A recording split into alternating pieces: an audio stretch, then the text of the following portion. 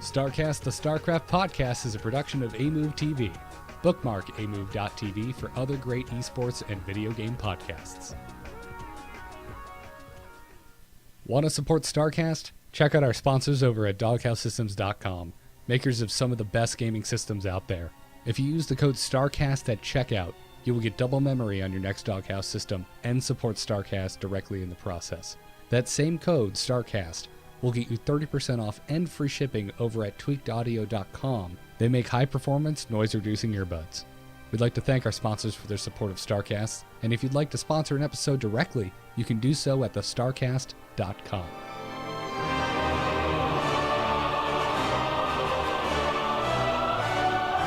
Hell, it's about damn time for StarCast. Incoming transmission. Biscuit.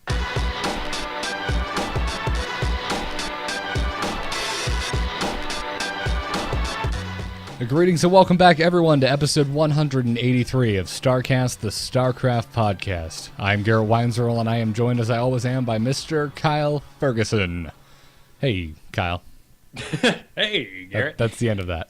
Yep, that's it. Well, we've already introduced each other twice already this week, so we'll just get to it. Yeah, too many. I've had you on every damn show this week. I'm honestly just a little sick of you.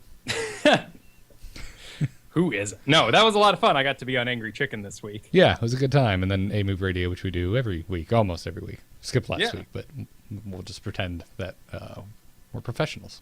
It's regular. We just professionally suck. Aw. Welcome back, man. We're here to talk about StarCraft, Heroes of the Storm, and that's about it. And take your emails. So right. We're that's here. about it. Not going to talk about anything else. No, like another Blizzard property about going to hell that recently had a really big patch this week.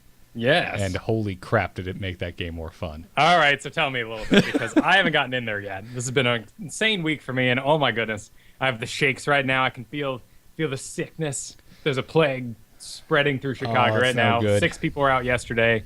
You know, it's just madness. And now my wife has it. She's out.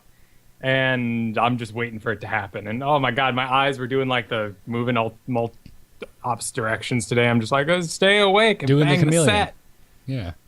Well, yeah, Diablo had its big patch this week. Not to divert the show too much into Diablo chatter, but it's impressive. They made some really nice changes. Rares are dropping like leaves.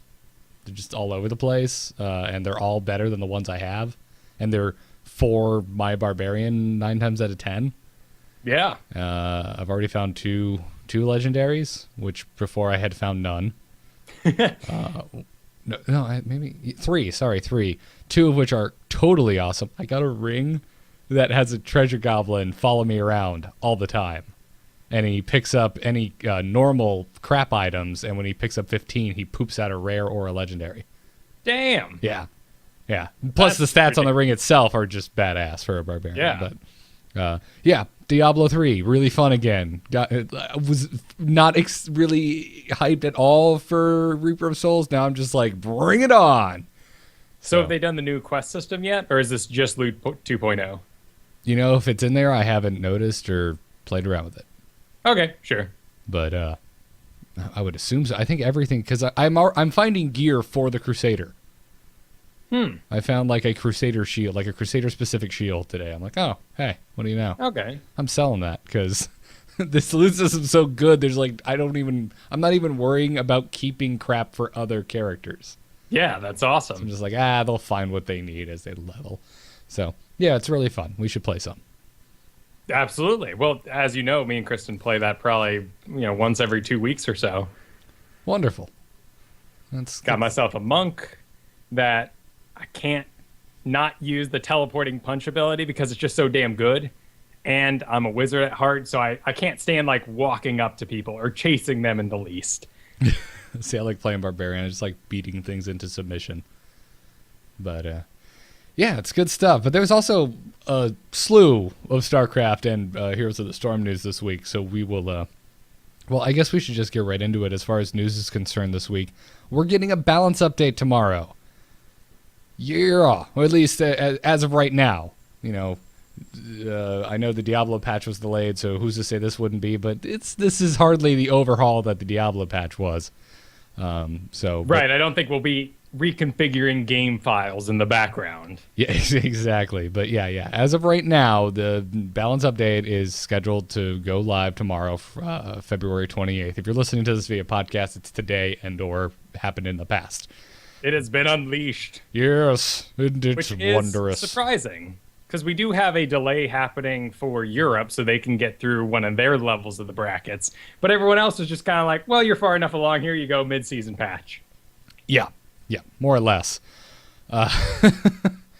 So let's go over the changes. And I thought more, I want to just do something a little different today. Usually when a balance update comes, we just go through and bing, bing, bing, bing, bing. I wanted to recap the balance changes that were tested on the balance on the most recent test map, and then say which ones kept and which ones left. Sure, absolutely. So starting off with the Protoss, the mothership core, the vision radius being decreased from 14 to 9, fairly sizable vision decrease. Yes. This is staying. This is going live tomorrow. David Kim said, sorry, go ahead.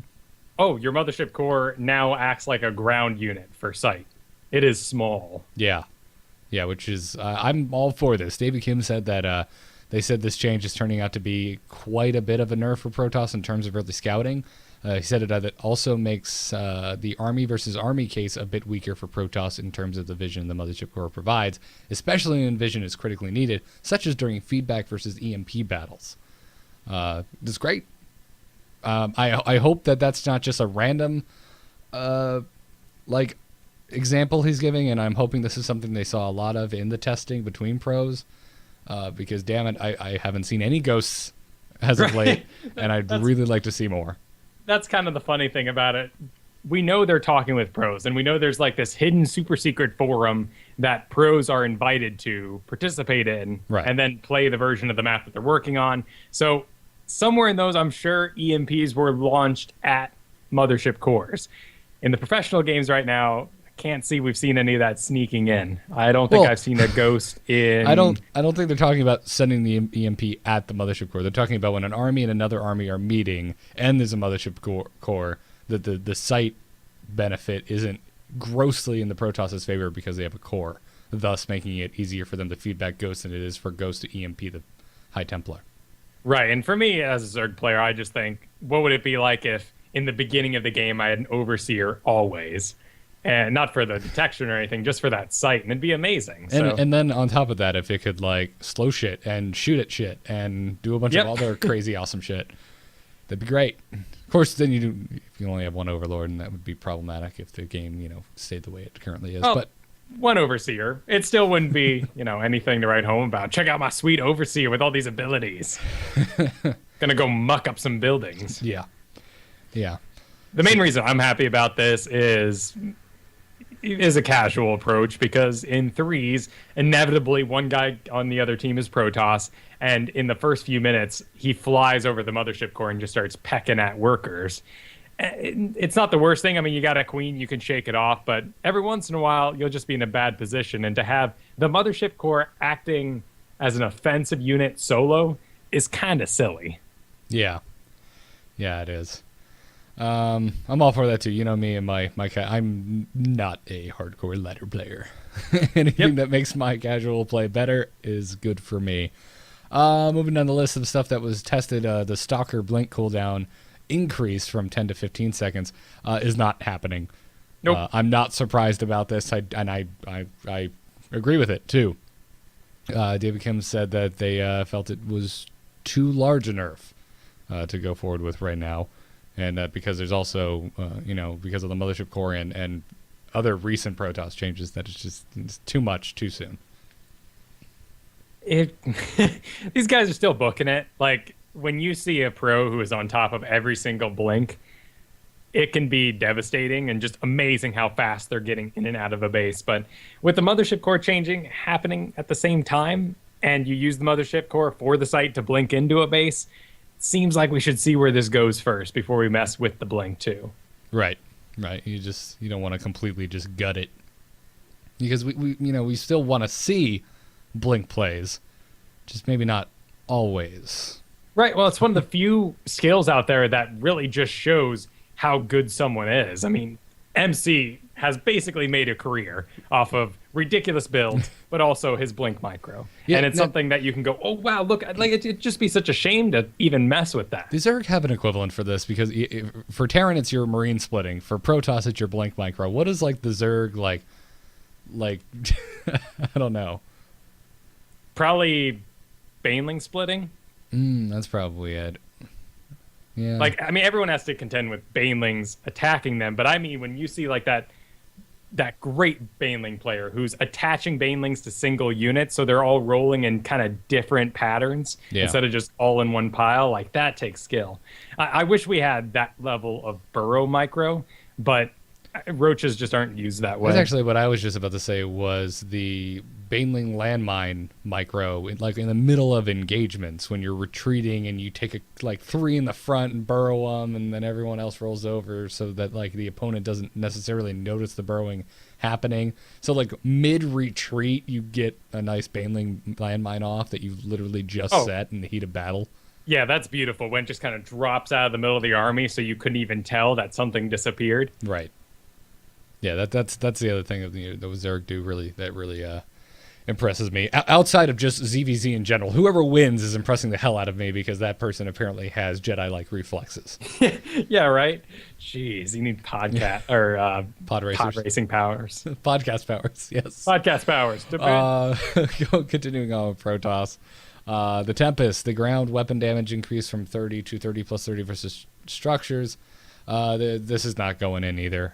David Kim said that they're waiting on the increase the Tempest damage versus structures because they believe that the issue of long, drawn-out swarm host plays in late-game PvZ is still something they'd like to solve, but they're not 100% sure if the plus structure damage on Tempest is the right change.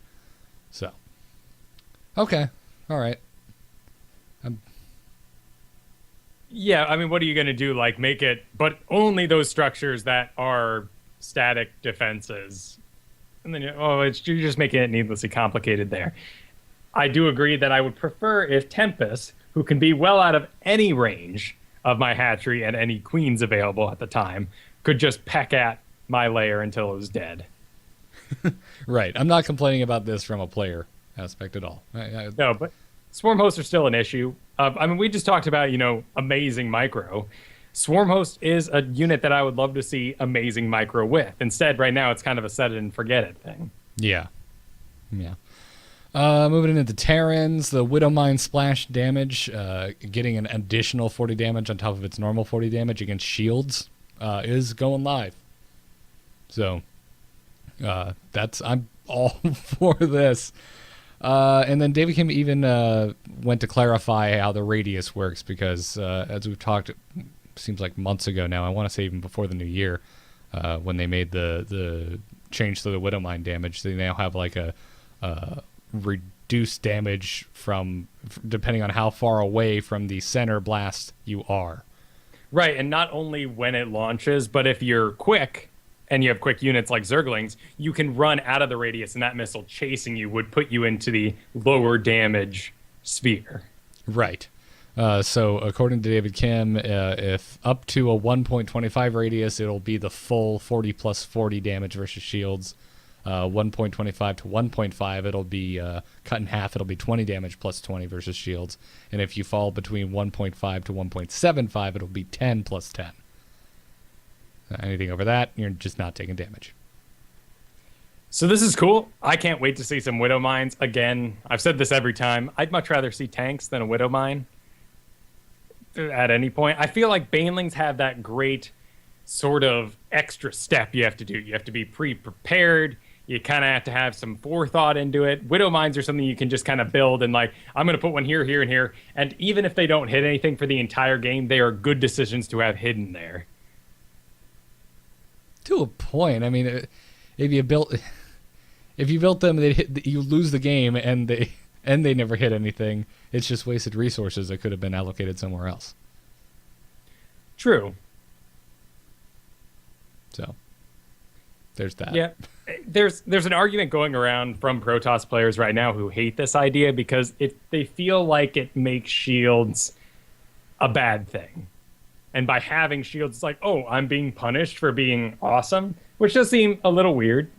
Anti-Protoss technology, wizards cranking away in the engineering lab have engineered the new Widow Mine to destroy Protoss shields. Yeah, I don't agree with that, because then what? I understand to a point, but I mean, anything that has bonus damage versus armor, you could make the same argument. Right. Yeah, and armor piercing. Or against light, or anything that has a bonus against anything. You could make the same argument.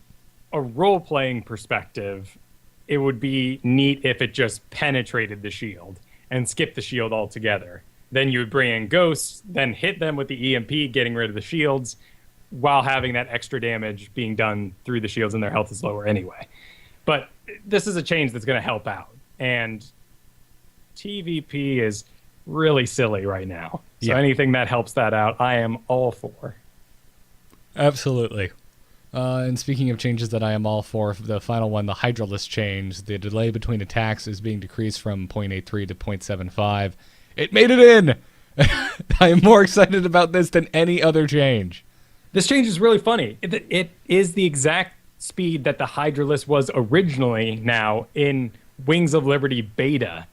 During that beta, they reduced the speed to what it is now, and now they're setting it back to the beta speed. That's awesome. So at some point, they thought Hydras were too powerful. And now, there's new units, a lot has changed.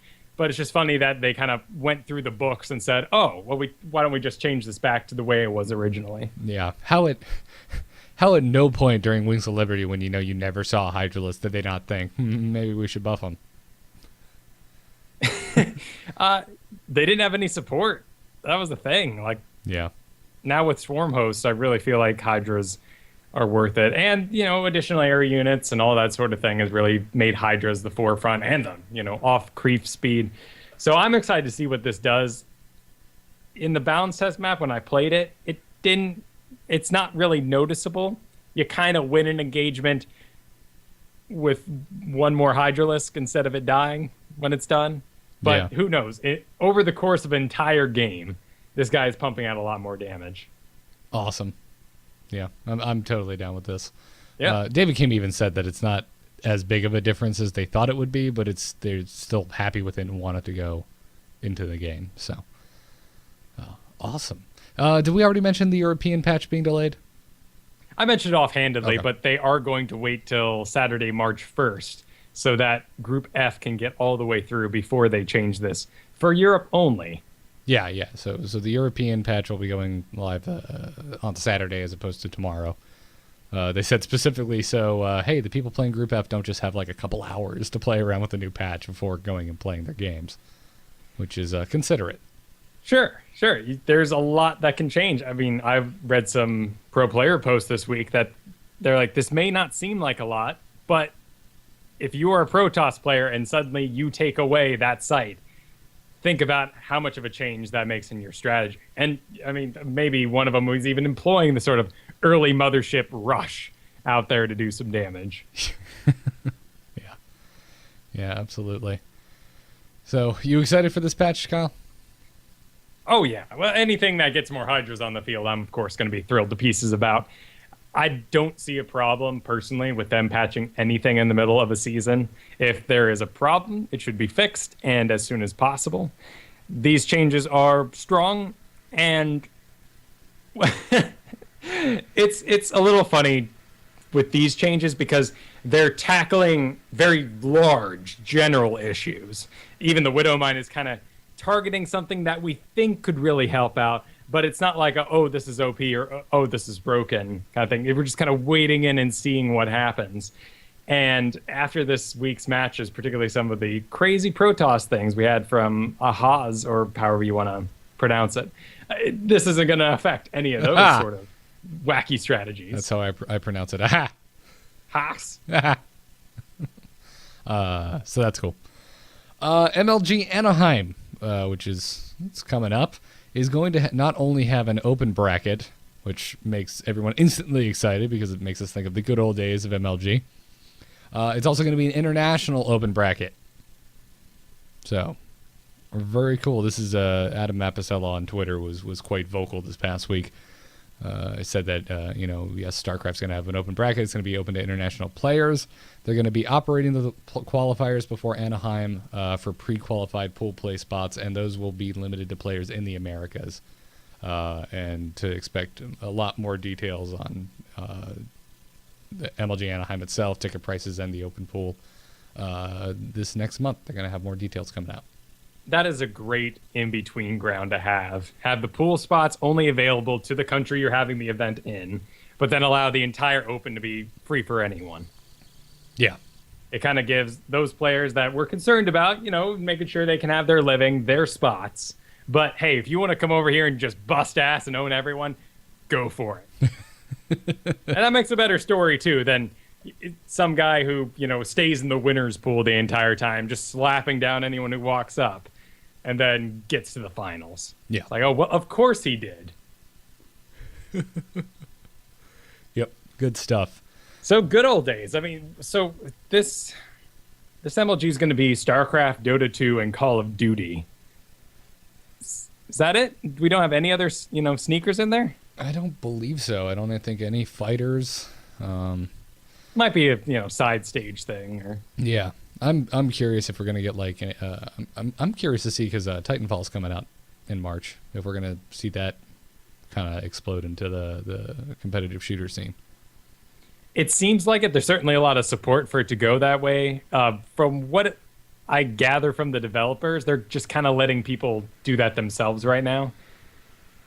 Which is nice. They don't seem overly proud of their game, which is something that can happen when you say, the esport that's about to grip the nation. You're like, well, we haven't played it yet.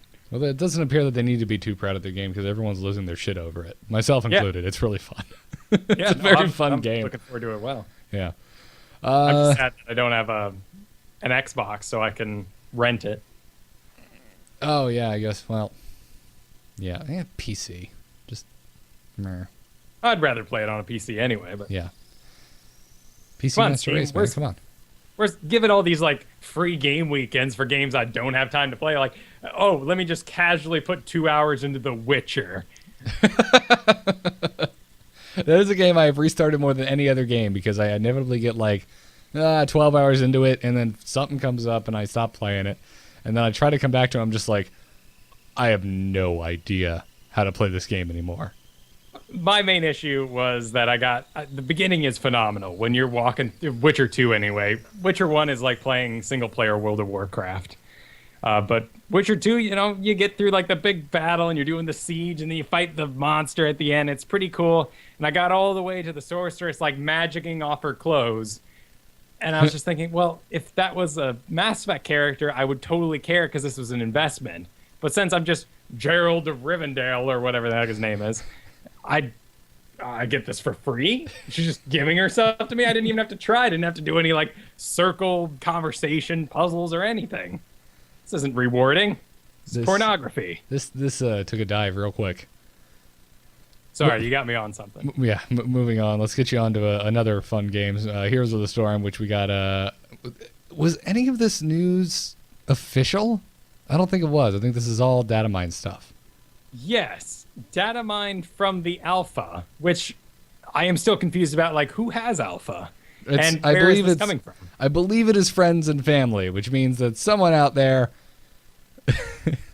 doesn't give a crap if they are potentially endangering their friend who works at Blizzard's employment. Yeah, to an extent. I'm sure Blizzard's like, oh no, should we turn it off? Nah, let them do it. Hyping the game. Don't stop them. Everyone's having fun. Yeah. And the launcher often sometimes has little tidbits slowly getting inserted into it from time to time. But this is some serious stuff. This is, from what we talked about last week, from, hey, look at the piles of heroes. And we have no idea what anything is. Costs X mana. All of a sudden, completely filled out heroes list this week. We know how much mana something costs, what its cooldown is, what its damage is now, and what abilities you get over the course of that game. So a lot has been pouring through the holes. Yeah. Yeah, absolutely. The first being a new revealed hero, which is a fairy dragon from Warcraft, which I could not be less excited about. I mean, fairy dragons were cool, but it's not like a griffin. It's iconic, but it is a little strange to be like, Raynor, Kerrigan, Diablo, fairy dragon, anyone? All right. It's the first just like kind of like throwaway side creature thing. Like, does this mean we're gonna like just have like a knoll at some point? It wouldn't be bad. Yeah, I don't know. I'm looking at this thing. By the way, someone already took this thing and drew a Mutalisk skin for it. And I need to find the link and show it to you, Kyle, because it looks amazing and it needs to go in the game. If there isn't already a Mutalisk character. I mean, if we're going to have so fitting. Brightwing the fairy dragon, I mean, he's not a formal thing in WoW or anything. You don't go get quests from Brightwing, do you? No. I'm pretty sure you kill them and collect their scales or something at some point. Yeah, exactly. Up in Hydras or something. Yeah, something like that. So I don't know. I just find it strange. There's like, there's a bunch of heroes in StarCraft and Diablo and Warcraft that we haven't gotten to yet. Why are we already dipping into the boring pool? You know what I think would be pretty cool though is a Obsidian Destroyer. Is that what they were called? The obelisks? The Warcraft 3? Obelisks in Warcraft 3? I have no idea. I'd like to see like the Obsidian statue, yeah, because that guy would be a badass hero because you start as that statue that's standing around healing everyone, and then when you got that upgrade, you would break out and turn into the flying sphinx that shot the bolts of magic. Gotcha. Okay, now I remember what you're talking about. I wouldn't be against that. I'd like to see some mountain giants in there, like one of the giants from Warcraft. What from WoW are we missing? We've got Tychus, we've got Raynor, we've got Kerrigan. Oh, from StarCraft, you mean? What did I say? WoW. Oh, I'm sorry. I meant StarCraft. Wow, my brain. Who are we missing? Like who could be? I still argue that Horner would be really fun if he was like called in tactical strikes from the air or something. That would be amusing. We do have Tassadar. That's true. We have Nova. Yep. Tosh.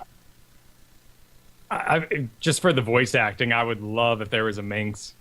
Yeah, except like Manx isn't really like a fighter. What would he do? Like blow cigar smoke at you as one of his attacks? Like exactly.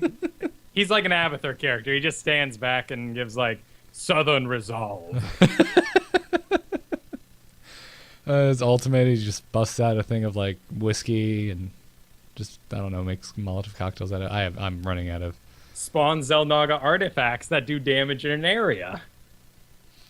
Yeah, Zeratul in there too. Yeah, so we've got a lot of StarCraft characters in there. I'm trying to think of who we've skipped over. I guess all the big guys are in there, and I'm honestly surprised we have two separate dudes who are in marine suits. We have Tychus and Raynor. I would have thought it would just been a skin. Pretty surprising, but actually Neil Kaplan this past week tweeted, and then it was quickly deleted, that he is coming back and returning as a character that we all know and love, and of course that could be Optimus Prime in a new show. But it could also be maybe his resurrected form for the Protoss campaign. I hope so. Or he's doing VO for Heroes of the Storm. Hell, I hope Raynor's still a main character. I mean, he's definitely the main protagonist throughout StarCraft. Oh, absolutely. And Kerrigan, yeah, she comes and goes. She's a little crazy now. She's supposedly sane, but now she's Zerg Jesus. Exactly. Like Raynor really grounds it for me. So I would love like a Raynor has to fight his demons level, even if it's just zombie ghost Tychus. Oh, that'd be great. That'd be so wonderful. And I would love to just have the Dark Voice as a hero in Heroes of the Storm.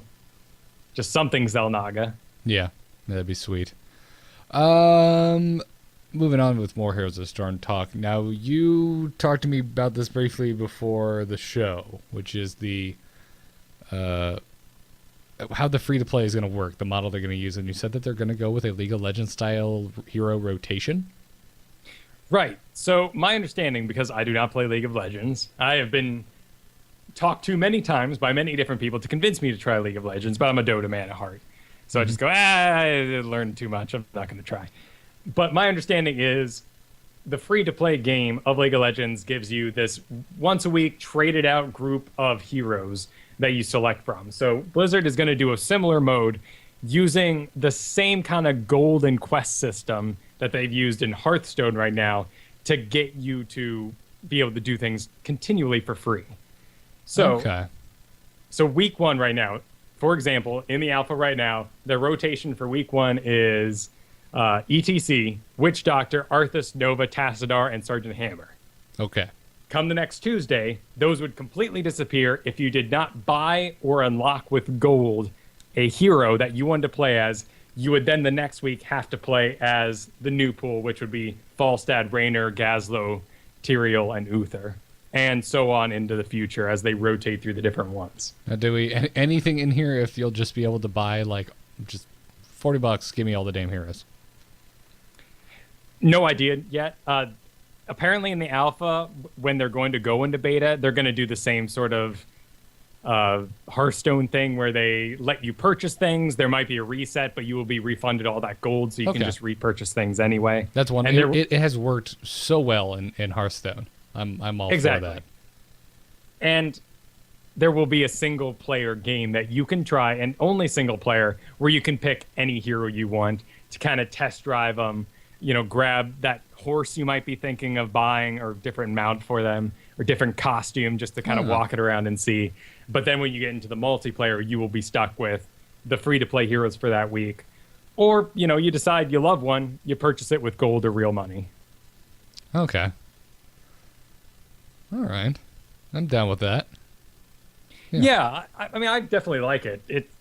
The pool, the rotation thing, it's kind of nice. I love sort of the random draft, restriction of some heroes, keeps things interesting, keeps people from just getting insanely stupid good with one kind of hero and just messing up the game for everyone. This also helps new players. Like, you get in and you're not immediately faced with 100 some odd heroes to play.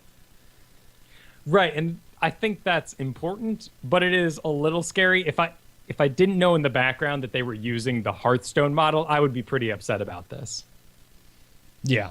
Well, I mean, at the end of the day, obviously what we would prefer is, no, we want all the heroes for free, damn it. But if that's not the case, this is probably the best second, the second best way for this to be handled. Michael Danny in the chat room asks, how much are the heroes going to cost? And we don't know. The real money purchases are capped at $325 for the alpha right now. So apparently there's a lot of money you can spend in the game. Huh. All right. But this is also interesting. It needs to be a different model. With Dota, the entire huge list of heroes is there from the get-go. But they make their money by kind of outsourcing hats and outfits that they then import into the game and have you buy. Yeah. Whereas it seems like right now, everything in the game is going to be Blizzard made, which means there's probably going to be a lot less items. And so they have to have this sort of more important scheme to them, which is why this works out well. Yeah. Although we do know that we're going to be able to make maps and stuff. So I'd be interested if we don't get community-made stuff at some point. Sure, but we're going to have a ladder, Yeah. And that's going to be official. Yeah. And I'm sure in the community-made maps, I mean, if they're saying you can do these single-player free test drive maps, I'm sure you could do the same thing when you just kind of group with some friends and play against computers or whatever they allow you to do. Right. Yeah, that'd be good. I'm getting so jacked for this game. Oh, yeah, dude. I mean, this week they also put out So You Think You Can Cast, which is they just threw out another video. I guess they didn't want to take the time to do another dev interviewing game. So they just throw out the dev game and have you submit your casting of it. When's the deadline? We should cast this thing. It's coming up pretty quick. Oh, is it? Okay. Yes, I think as early as, next Monday is when they're going to collect them all. And so it's just a video, too, which means the camera is not in your control.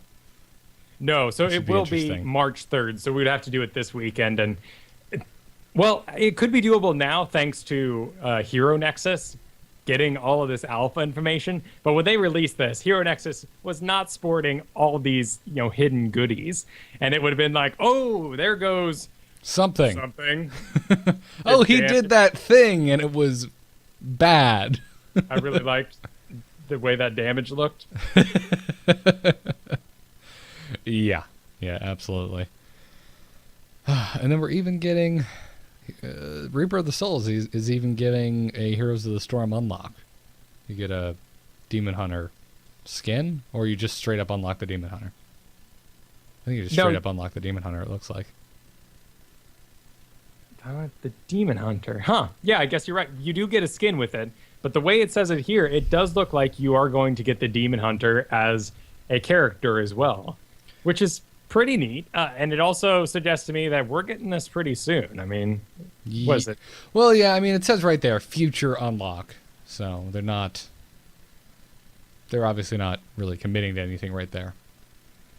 So sure, but even a future unlock from, as long as we've made fun of Blizzard for taking something like just getting our panda for StarCraft after a BlizzCon, that was still, within the 4-month range. Yeah. Yeah, absolutely. So we'll figure it out. I mean, if it's in Friends and Family Alpha, yeah, we're gonna get the beta. I bet in the next 3 months we'll have the beta out at least. I'm not sure we'll have the beta, but the beta will be out. Yes. There will be a beta circulating, and many people will be casting in, making a big deal out of it. And once again, an economy will branch up out of it, and it'll be amazing and explode. I mean, I'm expecting a lot to come out of this, and it's going to be a good middle ground for people who just don't want to learn that last hit and all those items and everything else. Yep. Looking at the heroes right now, who are you thinking of picking? Well, Arthas. Arthas, just straight up Arthas. Just straight up Arthas. Yeah. I'm very interested in either Tychus or Raynor as well. As far as Warcraft, it'd probably go Illidan. I'm also looking at as well. I don't know. I'm gonna have to play him before I really understand who I like, because clearly like my first few picks in Dota were not something I actually was particularly good at or enjoyed playing. Sure. So I don't know. We'll figure it out. What about you? You're a little more seasoned, so I have a feeling like you actually know what you're looking at. I mean, Abathur is, of course, really tempting, but we've heard a lot about him, so I'm expecting a lot of Abathurs in the first couple of weeks of... I feel like Abathur is going to be like Wisp, though. Like, if you don't have a really... if your team isn't all talking to each other and actually have a strategy, that he might not be the best way to go. True enough, right now I'm just really excited about his ability to sort of clone a hero and take their abilities for a little bit, because just the sort of nuances and the strategy you can have with picking that hero. Right now, when we've seen our games, I don't know how it works. We get into the game with the developers, and they've already picked all their heroes, and it seems like the developers that we've seen in those 3 games are just, always picking the same guys. So I don't know if there's kind of a delay if you get to see what the other team is picking, in which case you wouldn't pick Abathur because you would want to, see if you actually had decent abilities to steal. I mean, you wouldn't want to... Like, Abathur wouldn't be good against a bunch of auto-attack heroes. Right.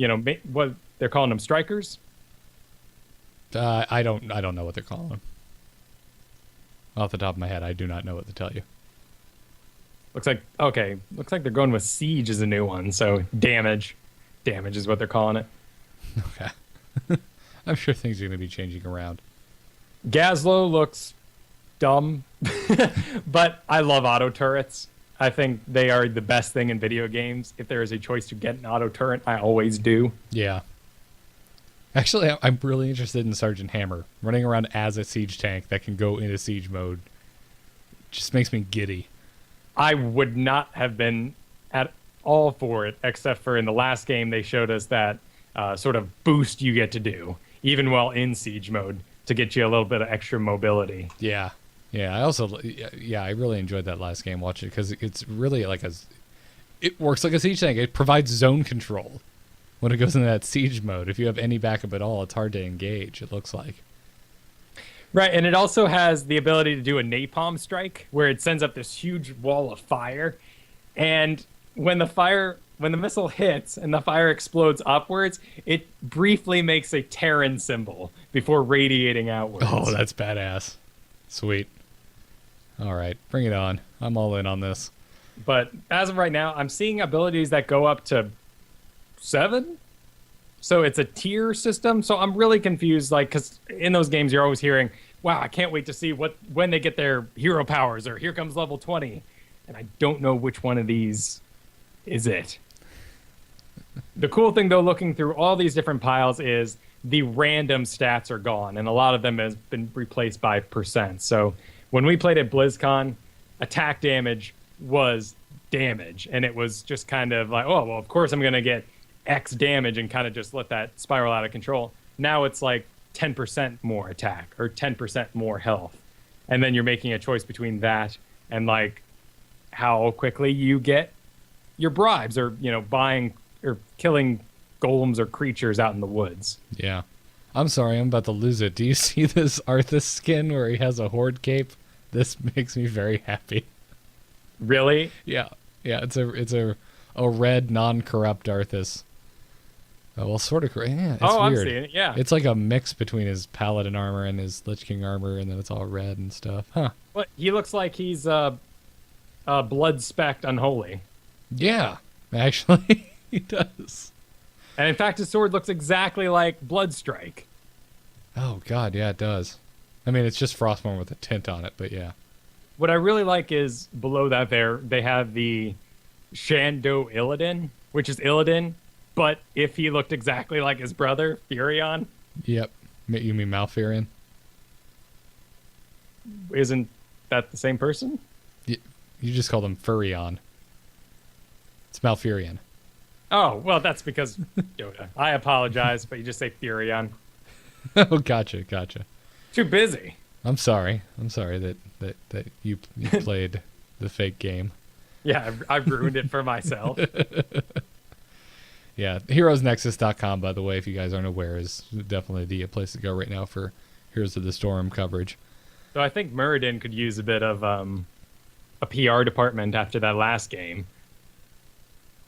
Because all we saw was him getting wrecked, that entire developer interview. Oh, yeah. Yeah, that's rough. Oh, man, look at all the damn mounts in here. This is Terrible Radio. Moving on. Let's talk some WCS, because there was plenty of it played this past week. Kicking it off with Code S. I've watched. Oh my God, I'm like blanking on what I even watched this week. I've watched Group E, which was really good. Love watching Parting win.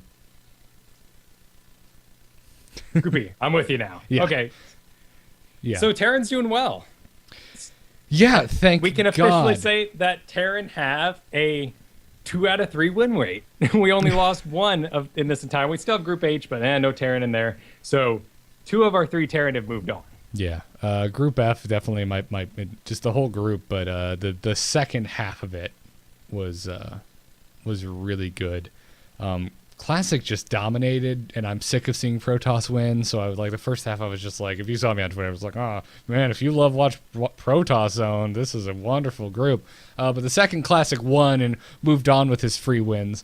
Real games were played, and Maru versus Symbol and Hydra versus Maru are both really, really good games. Maru earned his place in the round of 16. Oh, definitely. He went through the freaking ringer. And those were very like classic TVZ battles, and those are always so fresh. I love them. It's great to have wacky strategies happening, but when you just have like straight up Terran doing their thing, Zerg doing their thing, it's good times. Yeah. I really enjoyed watching Life this week. It's been a while since I feel like I've gotten to watch a Zerg that I've been cheering for a while. Last week we talked about Soul Key, but Leenock was dropping out, DRG dropping out. So Life was the last one that I was kind of looking forward to, and I was happy to see him move on.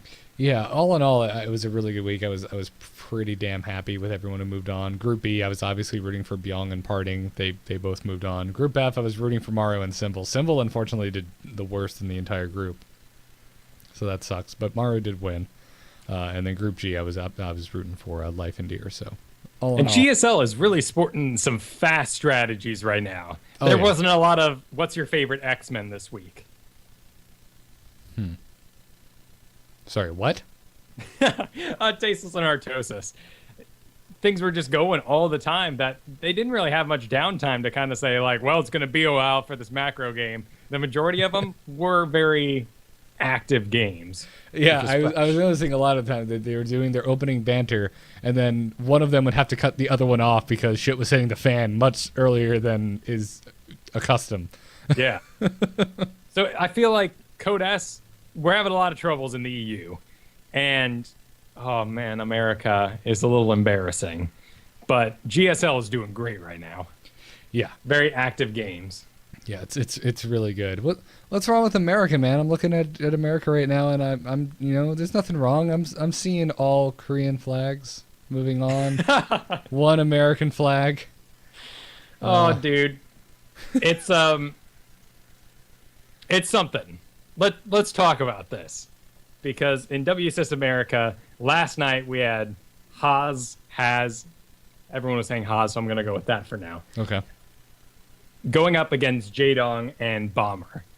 And this guy decided to wall off the natural with 7 pylons and put cannons behind them, locking the Zerg out of his natural, like where you have the little cliff where sometimes the little overlord hangs out on top of it. Like, not even blocking the ramp, not even like trying to sneak a cannon rush into their base. Just straight up being like, no, you are restricted to 2 bases. 700 minerals to make a wall plus whatever it was for the cannons. And it worked. Oh my god. That's terrible. It was not the classiest thing, but No. This is how this guy played the entire time. Wait, are you telling me that Jaedong lost some games to cannons? I know, right? This has never happened. No. Sorry, I just had to get that in there. But Jaedong is certainly a fan favorite who always plays a very solid style. Granted, he is Zerg, so saying you play solidly is kind of like saying you play cheesy. But the idea that Protoss, this noble race full of shields and expensive units and, supposed to be heroes in comparison to like 3 Marines and 1 Zealot, like takes them all on, sneaking a bunch of cannons into your enemy's base, isn't that sort of class feeling that we go for with this? Yeah. Well. So I loved Total Biscuit's response to this was like, watching builds like this make me want to cut Alicia and Crank's salary just for playing the race.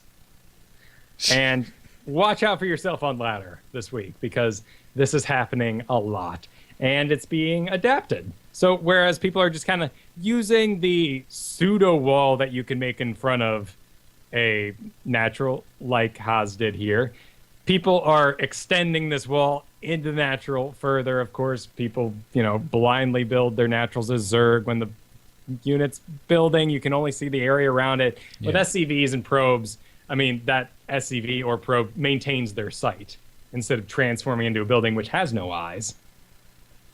Right. Yeah, be careful out there. Yeah, this is just sad. So 4 groups have played.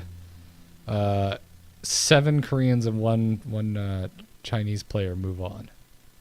That's not good. No, America is being dominated by foreigners, and it's not just America, Canada too. Well, North America, I guess. Yes. Sorry. I always get my Justin always gets on me on Angry Chicken for mixing up reviews, because I call the iTunes store the North American store. She's like, no, there's U.S. and then there's Canada. I'm like, but here in the WCS it's North America, so I get my regions confused. Well, and the country, what do you call a landmass? You call it a country, right? Well, landmass would be continent. Continent, that's what I'm going for. That is North America. It's been a while since I was in first grade. I'm sorry. Questions you shouldn't say out loud.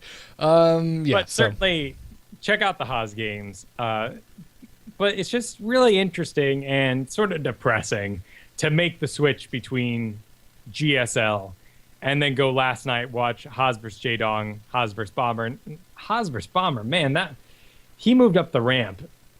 Bomber has an amazing force full of Marines. He had 3 bunkers there, and Haas just walks into it. And it was just such an elementary loss. It was really depressing to see at this level of play. Yeah. That's sad stuff. WCS Europe is also going on, and currently has the most Terrans moving on until the round of 16. That being said, WCS America actually has more Terrans. It's just that six of them haven't even. No, sorry, 7 of them haven't even played yet, and 3 of them are in the same group, and another 3 in the same group. Group F and Group G on WCS America is going to be like an all Terran fiasco. Also, hey, look, if you real quick go back to WCS America and look at Group G, Kyle, we're guaranteed 1 American to move on. At the very least, poor Minigun, sandwiched between all the humans. But I think Minigun will be the other one to get out of there, to be honest. Not because he's Protoss. Yeah, let's all throw around the hate. But no, seriously, Minigun is a damn badass. He's good, but it's also because he's Protoss. No, but yeah, you look at these lists and you say, okay, if there's a Protoss, it did well. Yeah. Yeah, absolutely. But yeah, Europe, we had 2 Terrans move on this week. We had Jakshi and Daishi move on, as well as 2 Zergs with Vortex and Nurchio winning in their groups as well. And then the Protoss sealed it up with the most wins with Baby Knight, Sand, Bling, and Stardust, all moving on to the round of 16. And as always, let's take a second here to say, damn WCS Europe, always classy, always putting on a good production. It's, again, a shame to look at America and be like, Are they letting Mr. Bitter and Rotterdam sleep? Because they seem really tired up there. Like, I know this is, they have to come in at like 5 in the afternoon. So they've been up all day. Then they have to sit there for like 6 hours, do all these games. And they've been at this for a couple of years. I can see why it can get worn down. But, man, Red Eye just always having full energy. And GSL always doing great production value. Just the freaking intro for WCS Europe. Oh, you mean the one where like he's got the pad? Freaking crap! If you go to Team Liquid right now, there's a blog that's like an interview with one of the guys that worked on that, which is insane. How often do we like spotlight someone that did an intro that didn't work at Blizzard? This deserves it. It's insane. The art nerd in me was geeking out so hard.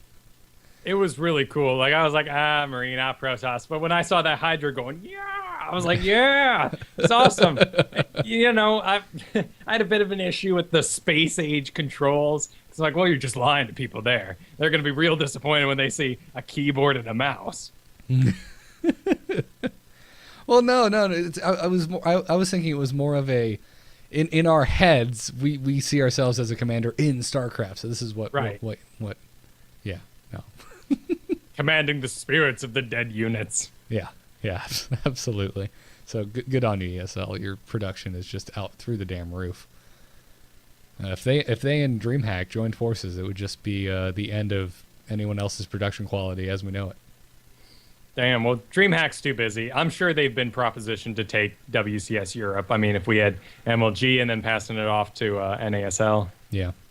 I'm glad that DreamHack's still kind of this outlier, that it's this remnant of a time before WCS when we just did our own damn thing and it was awesome.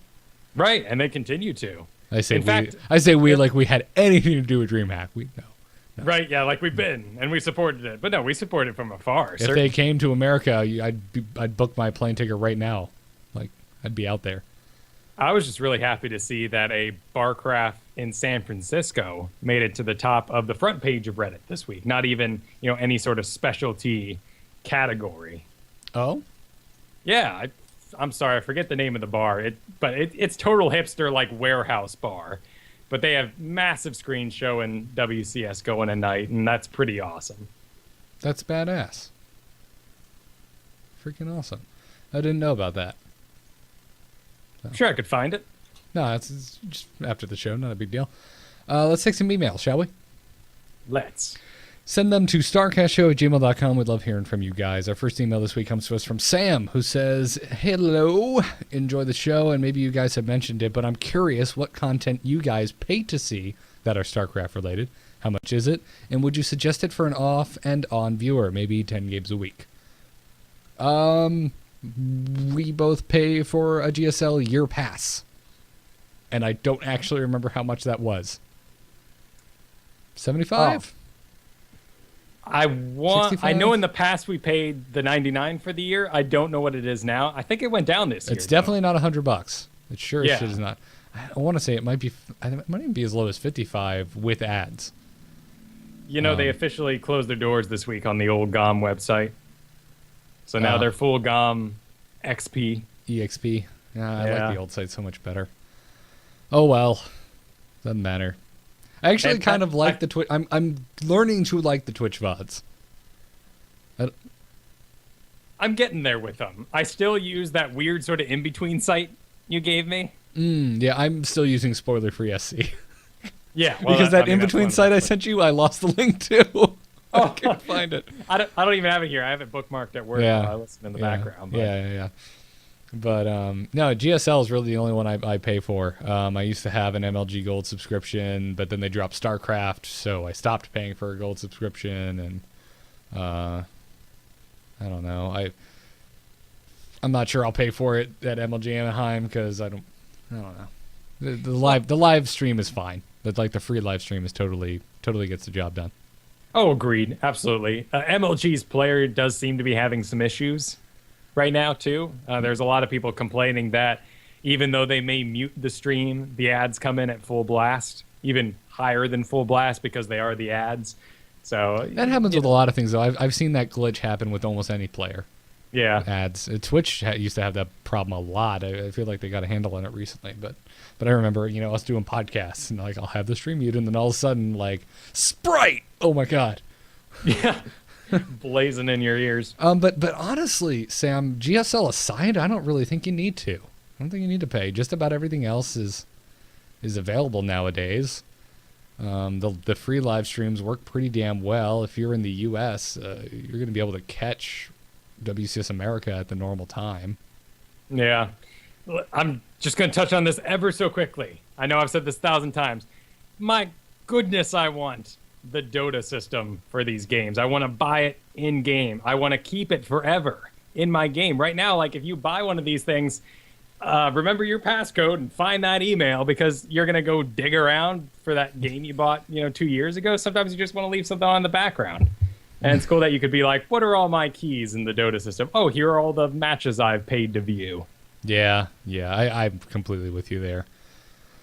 Not like that's a wave a magic wand and do it, Blizzard. Yeah. As for if I think you should pay for it, I don't know. I love GSL, and that's what I mean.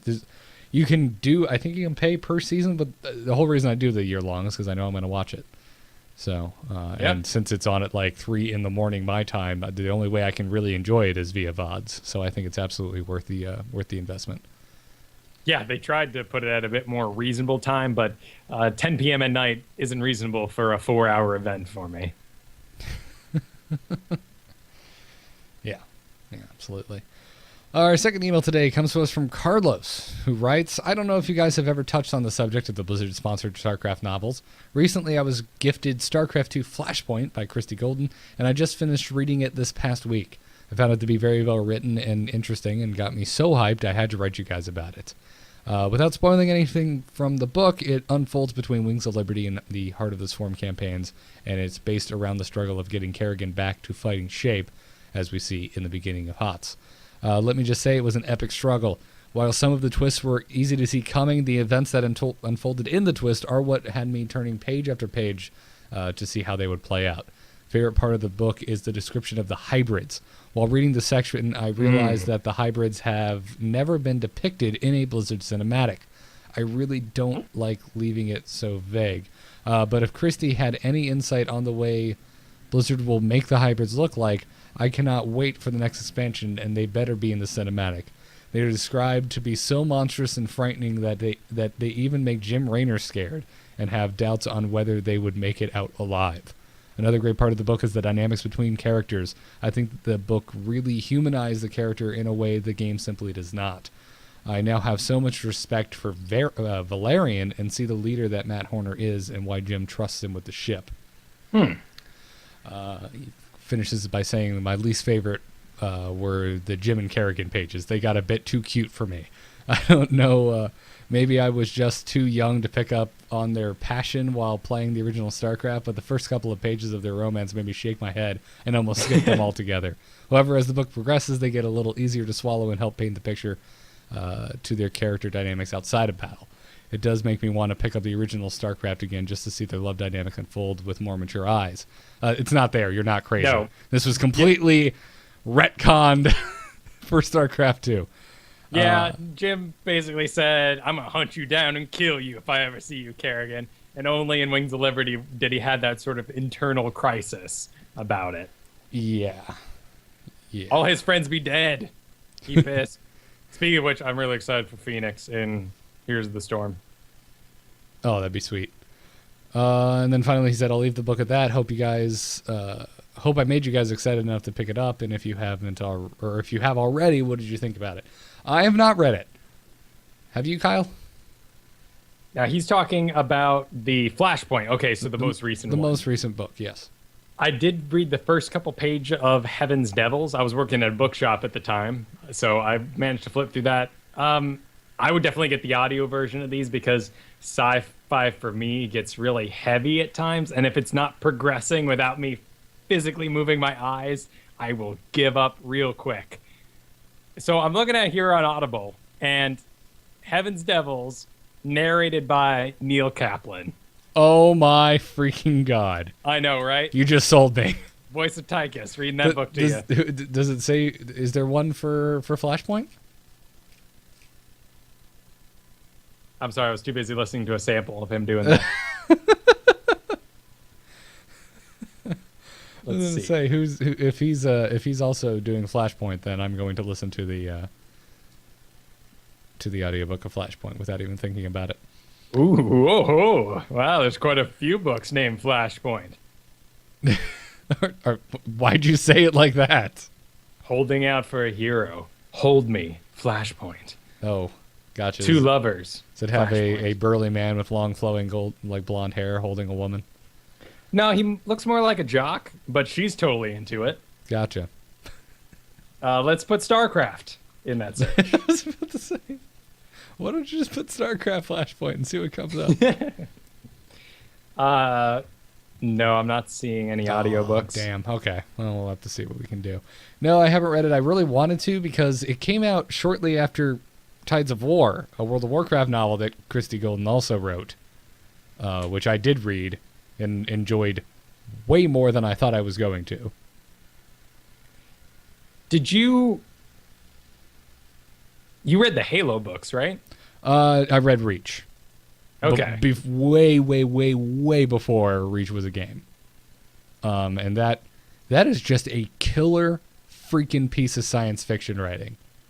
Like, I don't even think you need to understand anything about the Halo universe to enjoy Reach. Which, by the way, I know you just finished a Star Wars novel. If you haven't read Reach, Kyle, you should do it. If it's got a good voice, I'm sold. That's really all it takes for me to get into an audio. I always forget right that now. You don't actually read, you listen. Yeah. Damn it. Okay. If it's like a children's book, sure. But the second it gets too hard, the dyslexia goes, you could play video games, Con. I could play video games, and to the other room. Gotcha. When I was younger, I really wanted to read the Dark Templar saga. Picked it up. Couldn't do it. Aw. It was a bit thick for me. I'm sorry. But thanks for writing in, Carlos. Yeah, no, neither of us have read Flashpoint, but you're definitely making me sort of kind of wanna. It will be on my list of things I need to read once I catch up on Walking Dead and whatnot. So, cool. Do you know what book you're moving on to next, Kyle? Have you already picked one out? I have. What are you moving on to? I moved on to the Thrawn trilogy. Oh, that's the Star really, Wars. really famous one. Yeah. Let me thank him here. It was Eric. Oh, no. You've got a crazy name with 2 P's, 2 E's, 1. What is this? Copel? Eric Copel? I'm sorry if I mispronounced your name, man. But he was animate on Twitter that I started here. Because I was eyeing Dark Empire, which had to be the most cheeseball thing I've ever listened to. And I hate abridged books so much. Gotcha. Like, why would you get rid of the narrator? It's a book. It's a theater of the mind. To get rid of the person who's telling you what the hell is going on and replace it all with sound effects is the stupidest thing you could possibly do. I didn't even know I've never listened to an audiobook, so I didn't even know this was a thing. No, I've If I read, I read. Damn, dude. And again, I got to try to make you read the Harry Potter books, and you got to do the audiobooks with Jim Dale. All right, but no, fair enough. I moved on to the Thrawn trilogy, and it's like I'm really enjoying it right now. It's got some serious cheeseball moments. You know, Han and Leia now married, having babies, looking at each other all loving, and there's way too many times they say, like, there's one point he says, "Hey, it's me," like he does in the movies, and the guy does a decent job, but you're still kind of like, oh, what a fanfic. You're not Harrison Ford. You're not my real dad. And, it doesn't sound like Harrison Ford, but he has the, essence down of it. Gotcha. So I'm enjoying it right now. Okay. All right. I've been having a bad itch to go back and watch all of the Star Wars films again. It's been a while since I dug in again. Yeah, me too. Though, I mean, after reading Darth Plagueis, I kind of want to see Phantom Menace again, but I don't want to put myself through that. So I'm planning to actually rather soon do the machete method. Was that what Ben was talking about? Yes. On Yeah. A-Move? Yeah. If anyone wants to know what we're talking about, go listen to this week's A-Move Radio, episode 19, I believe. Where you watch episode 4, 5, 2, 3, 6 in that order. Yep. And ignore that sounds one like fun. Completely. Got my VHSs. Gonna look at the Emperor made of paper mache in episode 5. Be awesome. Badass. All right, I think I'll do it for today's episode. Again, send your emails to starcastshow@gmail.com, and we will put them on the show. Thanks to those of you who have left us 5-star reviews in the iTunes store. If you're an iTunes listener and you have not done so already, please do. It is one of the easiest and freest ways to help the show out. This week, I'd like to thank Yankee fan Jim, who said, "In a world where it's tough to find a proper StarCraft podcast, etc." I'm very happy. And Oofan, or Ufan, or Ufan, who knows? Could be any of those pronunciations. Thank you guys very much for your 5-star reviews. StarCast is a production of amove.tv, where you can find this and many other shows like A-Move Radio with Kyle and myself, and The Angry Chicken, which this week also had Kyle and myself. It did. That was a lot of fun. Yeah, it was a good time. You can find more about StarCast over at amove.tv/StarCast. We record the show live every Thursday night at 8 p.m. Eastern on twitch.tv/AMoveTV. The VODs can be found on youtube.com/StarCastShow, and our mobile live stream is provided by Alpha Geek Radio, which you can get by going to mobile.alphageekradio.com. Email us again. It's starcastshow@gmail.com. You can call us at 941-882-0281 and leave us a voice message, which we'll play on the show and answer your question. And continue the discussion of today's show over at forum.amove.tv. New forums are up. They're rolling. Go post something. Follow us on Twitter at StarCast Show. I am at Garrett Art, and Kyle is at Kyle Fergusson. Finally, you can see my graphic design work at nomoonart.com. That's my portfolio website, and you can contact me there for freelance work. Kyle, where can people find you? You can also find me at Biggest Fan Podcast, where next week we will be doing Hearthstone. And Garrett, let me tell you, you suck. There's so much hunter hate pouring out of that man, and I didn't fight him or anything. Like when I was teaching him to play, I used the computer deck, and I didn't use a hunter. I used like a druid because I think they're stupid. They're Sorry, like, druids. The most consistent deck right now. I'm sure. Whatever. Yeah. The computer druid is the dumbest of all the computers, in my opinion. Okay, I would agree with that. When I want to level a deck, or I feel like winning, I play the computer druid. Fair enough. But that'll be coming out next Friday, so because we'll record it Wednesday, so it's a bit of delay, but everything's up there right now. You can go to just search Biggest Fan in Google. You will find the RSS feed. That's probably the best way to find old shows. We're working on Player and all that sort of thing. They can go to amove.tv/biggestfan. Oh, sure, but that'll just connect you to. Yeah, but it has an RSS link on there. So sweet. Well, yep, everything is up to this point. So Adventure Time just came out. Cowboy Bebop's up there. The God of War trilogy. It's all up there. Sweet. Very good stuff. Love me some Cowboy Bebop, man. Love it. I still haven't finished it. I need to. I only got like halfway through it for the show, and I didn't even get to the Shrooms episode. Please check out our sponsors who don't endorse shrooms, doghousesystems.com and tweakedaudio.com. Our code is StarCast, and that'll get you double memory on your next Doghouse Systems gaming rig, as well as 30% off and free shipping off of your entire order from tweakedaudio.com. We thank them for their support. We thank you all for listening, and we'll see you next week for episode 184. Good luck and have fun, everyone. Take care.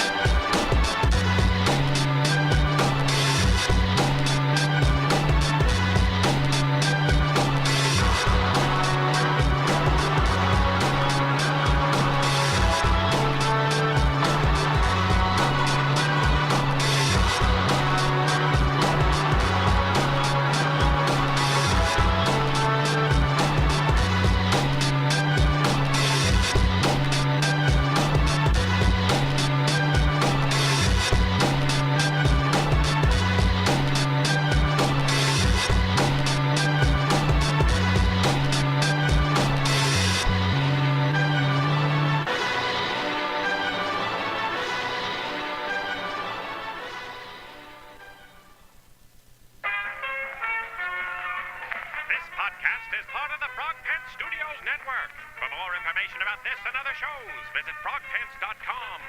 Audio program so good, it's like you're there.